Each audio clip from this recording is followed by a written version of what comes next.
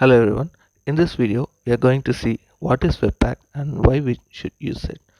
Webpack is a static module bundler for modern JavaScript. What it means is it builds a dependency graph on all JavaScript files and related packages and make it into a single package. So here we have different HTML files in the left and the right.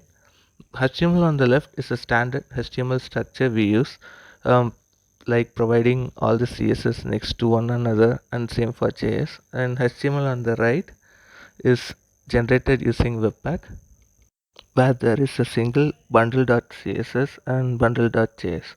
What it means is like dependencies like jQuery that we have to place before our script file is compressed to single bundle on the right side, and we don't need to worry about the order of JS file placement while using Webpack. An added note is like Webpack is not just for JS and CSS handling. It will also handle preprocessors like SAS and binary data like images based on the loaders we provide. We will see what loaders in detail further in this video. For now, we will proceed with what is Webpack. So here we have two JS files, index.js and welcome.js. What we have is like inside index.js we have called a function called welcome, and here we have declared the function. So what we note is like it's actually mapped vice versa. It first calls and then declares here. If we check the end result in the browser, we get welcome is not defined and it's a reference error. So to solve that, what I will do temporary is like I will copy the welcome.js execution here and I will put it one level up. Now if I save the file and refresh the browser, we will get the welcome message. So now that we have ordered it manually, what we will be doing is like we will use Webpack to handle it, and we will have a one final bundle.js where all the dependencies are sorted. So now we will start configuring. Webpack needs node environment to bundle the files. So let's type npm init. Then we will install the packages like Webpack and Webpack CLI. We'll make it a dev dependency.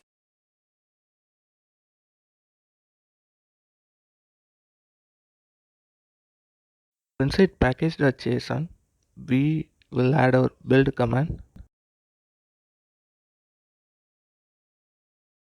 Here we will say build and we will type Webpack.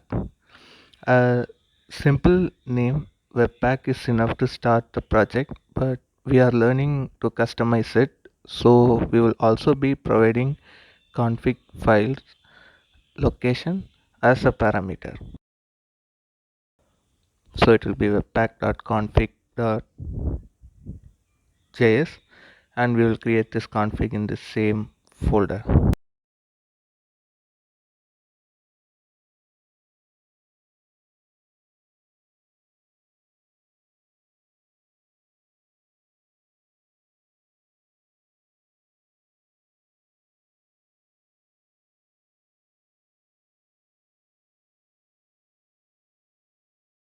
So we will start writing modules.export like we do in Node, and we'll give an object which is going to hold the configuration.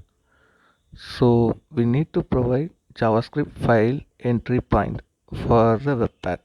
So first thing would be which is going to be index.js in our, so we will type entry and index.js,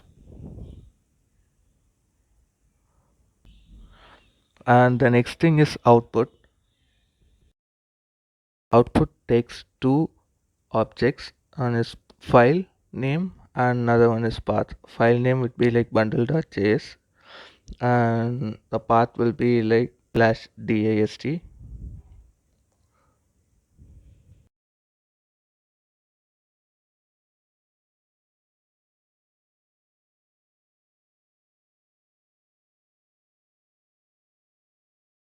Last thing is mode.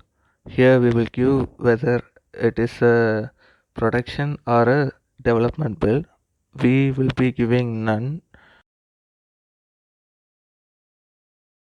It seems we made a spelling mistake on the property, so we will change it to config.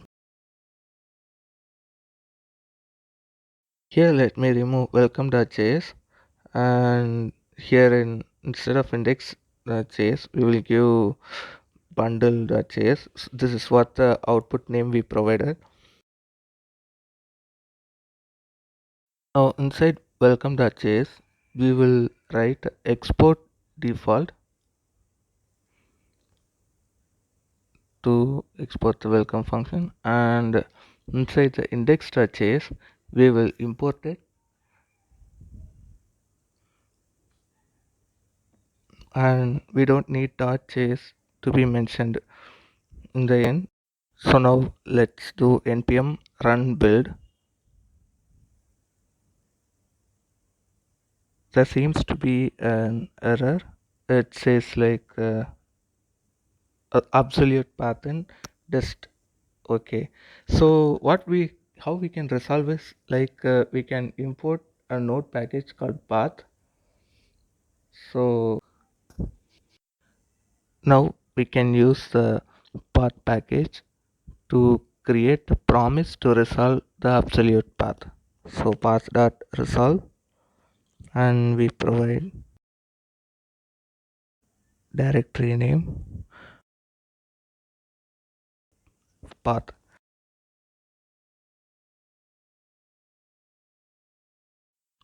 Now we run the build again.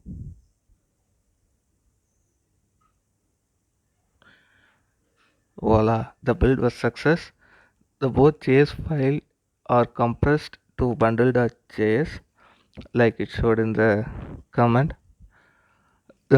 Inside this we have, so inside of this folder we have bundle.js, and here we can find our welcome method. So it was a dependency for index.js. Now it has sorted and applied before the file.